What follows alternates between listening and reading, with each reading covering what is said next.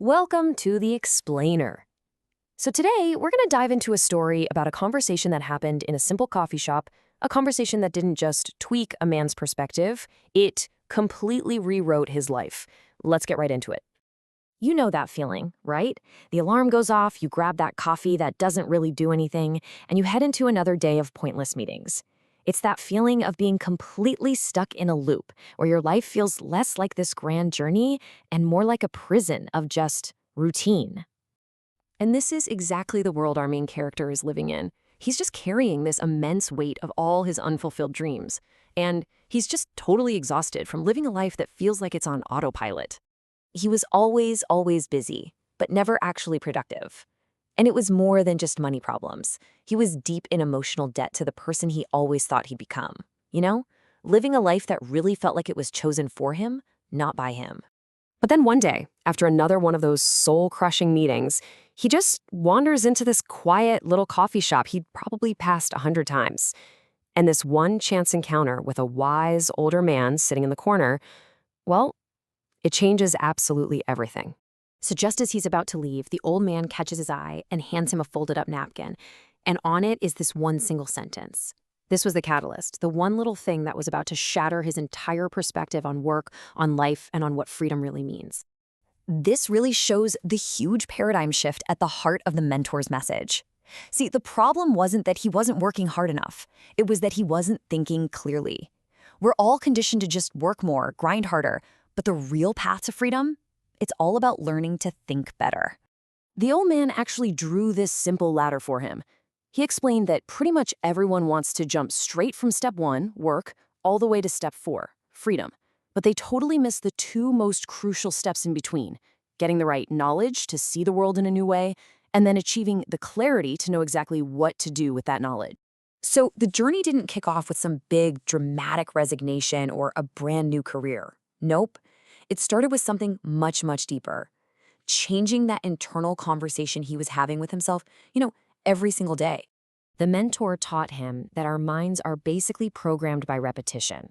And for years, without even realizing it, he had been planting these little seeds of doubt and limitation and fear. The weeds had completely taken over the garden. So he learned to start actively challenging those automatic negative thoughts. Instead of just accepting that old script that said, I can't, he started asking questions that opened up new possibilities. Questions like, okay, how can I do this? It seems like a simple shift just from a statement to a question, but it completely rewired everything for him. Okay, so with his mindset starting to shift in a big way, it was time for the next lesson. Basically unlearning everything he thought he knew about money, about wealth, and about the whole nature of work itself. This is where the mentor introduced him to this idea of the salary trap, a system really designed to keep people trading their valuable time for just enough money to stay comfortable, to not take any risks, and ultimately to stay stuck inside this comfortable cage. And right here, this is where the light bulb really went off. He finally got the huge difference between income and wealth. See, income is what you earn by trading your time and your effort. The second you stop, it stops. But wealth is something you build. It's built from assets, from ideas, and from systems that provide value and keep growing even when you're not actively working. And this just drives the point right home. Money doesn't just reward you for putting in the hours. As you can see, the real financial reward, the big reward, goes to people who solve significant problems and create incredible value. So it's not really about how hard you work, it's about the size of the problem you solve. But look, all this knowledge, all these powerful new ideas, they were totally useless without action. So he took the leap. He decided he was going to build something himself. And he had to face that messy, imperfect reality of creating something totally from scratch. His first attempt, creating an online course, was a serious reality check. I mean, after all that launch day excitement, he was met with a week of just silence. 0 sales. And in that moment, you can bet that old negative script tried to creep back in. But then, one sale, then another. And these weren't just sales, they were proof that he was actually on the right path. And this, right here, is really the heart of the entire transformation.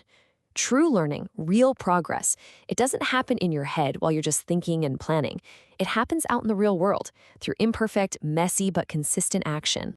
So years went by. Those small wins started to compound. The mindset shifts, they became permanent. The transformation was finally complete. He hadn't just changed his own life, he had actually become a source of change for other people. I mean, this just illustrates the transformation so powerfully. He went from desperately trying to escape a life he hated to intentionally building a life he loves. He stopped being a victim of his circumstances and his own thoughts, and he truly became the creator of his own reality. In the end, he really embodied the mentor's ultimate lesson that true wealth isn't about what you accumulate for yourself. It's about what you become and what you give back. The story comes full circle. He finds himself in that same corner of the coffee shop, ready to pass on that same wisdom to someone new. This entire journey, this whole life transformation, it all started with one single conversation that broke a lifelong pattern. A simple question on a napkin led to a completely new reality. And that kind of leaves us with a really powerful question to ask ourselves, doesn't it? What conversation, whether it's with yourself or with someone else, will you start tomorrow?